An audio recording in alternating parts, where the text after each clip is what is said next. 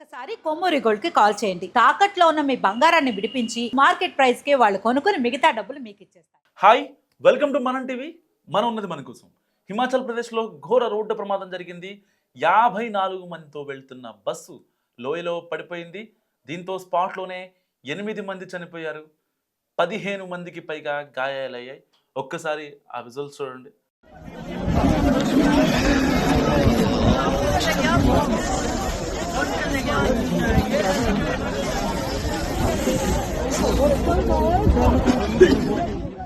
So bus కేవలం నియంత్రణ తప్పిపోవడం వల్లే 8 మంది ప్రాణాలు కోల్పోయారు. ఈ సంఖ్య ఇంకా పెరుగుతూ ఉంది. శుక్రవారం అంటే ఇవాళ మధ్యాహ్నం 3 గంటల ప్రాంతంలో సిర్మౌర్లోని సంగ్రా సబ్ డివిజన్లోని హరిపూర్ధర్లో ఒక ప్రైవేట్ బస్సు ఎత్తైన లోయలో పడిపోయింది. ఈ ఘటనలో 8 మంది అక్కడే మరణించారు. పదుల సంఖ్యలో ప్రయాణికులు తీవ్రంగా గాయపడ్డారు. ప్రమాదం జరిగిన సమయంలో బస్సులో 54 మంది ప్రయాణికులు ఉన్నారు. కప్వి నుంచి బస్సు సిమ్లాకు వెళ్తుండగా ఈ ప్రమాదం జరిగింది. సో ప్రమాదం జరిగిన తర్వాత స్థానికులు అధికారులు సహాయక చర్యలు చేపట్టారు. ఈ ప్రమాదంలో బస్సు మొత్తం నుజ్జు అయిపోయింది. మృతులను గుర్తించే ప్రక్రియ కొనసాగుతోంది. సో జీత్ కోచ్ అనే ప్రైవేట్ బస్సు కుప్వి నుంచి సిమ్లాకు వెళ్తుంది. సరిగ్గా బస్సు హరిపూర్దార్ బజార్ నుంచి సిమ్లాకు వెళ్తుండగా మధ్యాహ్నం ఈ ప్రమాదం జరిగింది. డ్రైవర్ అకస్మాత్తుగా వాహనంపై నియంత్రణ కోల్పోవడంతో అది రోడ్డు పక్కనే ఉన్న లోతైన లోయలో పడిపోయింది. హరిపూర్దార్ మార్కెట్ నుండి కేవలం 100 నుంచి 200 మీటర్ల దూరంలో డ్రైవర్ అకస్మాత్తుగా నియంత్రణ కోల్పోయాడు. బస్సు రోడ్డు నుంచి లోతైన లోయలకు దూసుకెళ్ళింది. బస్సులో 54 మంది ప్రయాణికులు ఉన్నారు. సో ఈ ఘటనలో మరణాల సంఖ్య మరింత పెరిగే అవకాశం కనిపిస్తోంది. ఎందుకంటే చాలా డెడ్ బాడీస్ కనిపించలేదు. బస్సులో 54 మంది ఉన్నమాట వాస్తవం.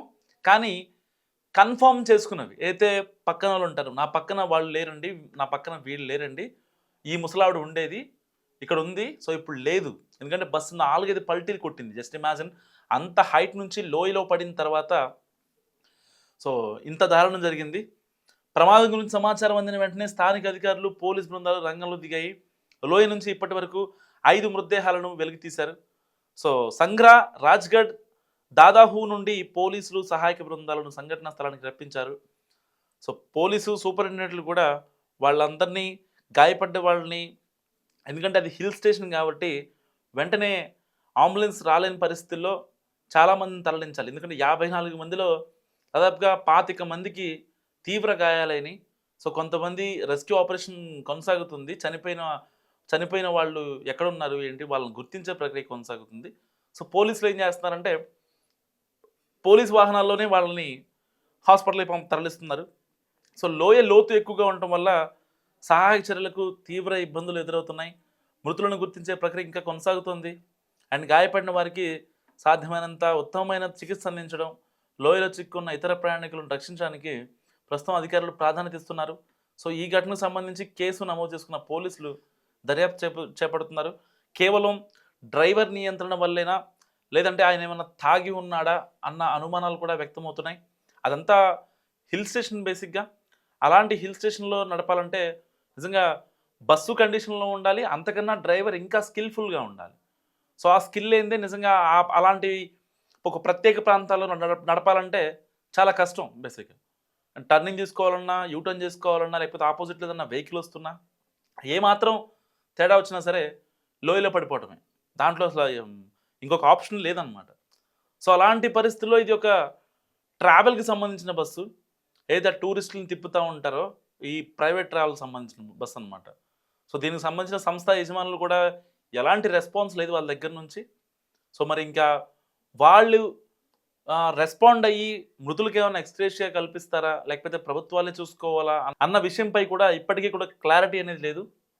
సో ఈ ఘటనలో డ్రైవర్ మాత్రం చాలా చాకచక్యంగానే ఉన్నాడు, బతికి బట్టగట్టాడు. బేసిక్గా వన్స్ ఆ రొటేషన్ అవుతున్న క్రమంలో ఒకళ్ళ మీద ఒకళ్ళు పడ్డారు. చాలామంది అలా గాయాలు తప్పించుకున్నారు ఒకళ్ళ మీద ఒకళ్ళు పడి. నిజంగా ఆ బస్సులో ఉన్న ఐరన్ రాడ్స్ కావచ్చు, లేకపోతే ఇంకోటి తగిలితే అసలు ఆ స్పాట్లో చనిపోయే ప్రమాదం, ఇంకా మృతుల సంఖ్య కూడా పెరిగే అవకాశం ఉండేది. కానీ దేవుడి దయ ఒక రకంగా అనుకోవాలి. సో మృతుల సంఖ్య దాదాపుగా తగ్గుతూ వచ్చిందని చెప్పాలి. ఎందుకంటే 54 మంది వాళ్ళ లగేజు జస్ట్ ఇమాజిన్ అంత లోయ పెద్దది. సో బస్సు వెయిటు డామ్మని కింద పడే ఒక ఇది నుంచి కేవలం 10 మంది ప్రాణాలు మాత్రమే అక్కడికక్కడ మరణించారు. ఆ 10 మంది ప్రాణాలు కోల్పోవడం కూడా నిజంగా చాలా అంటే చాలా బాధాకరం. సో న్యూ ఇయర్ స్టార్టింగ్‌లోనే వాళ్ళలో కొంతమంది యాత్రికులు ఉంటారు. వేరే ఊరికెళ్ళే వాళ్ళు ఉంటారు. చాలా మంది చాలా రకరకాలుగా ఉంటారు.